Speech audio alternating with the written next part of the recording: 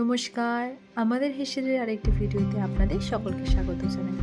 আজ আমরা বানাবো উইন্টার স্পেশাল বয়েলড ভেজিটেবল। এই রান্নাটা কিন্তু হয়ও খুব তাড়াতাড়ি আর খেতে হয় দুর্দান্ত স্বাদে। আজকে ভেজিটেবলের মধ্যে নিয়েছি বেবি কর্ন, বিনস, শিম, ক্যাপসিকাম ও গাজর। এখানে আমি ক্যাপসিকাম বাদে আর যে কটা সবজি আছে তাতে সামান্য পরিমাণ জল, নুন ও রিফাইন তেল দিয়ে আমি প্রেসারে বসিয়ে দেবো। আমি দেবো 2টো সিটি, ব্যাস আমাদের ভেজিটেবলগুলো বয়েলড হয়ে গেছে। এবার আমি একটা কড়াইতে দিয়ে দেবো সামান্য পরিমাণ বাটার, দিয়ে দেবো রসুন কুচি। এবারে আমি ক্যাপসিকামগুলো ভেজে নেবো। ক্যাপসিকামটা ভাজা ভাজা হয়ে গেলেই তাতে বয়েলড ভেজিটেবলগুলো দিয়ে দেবো।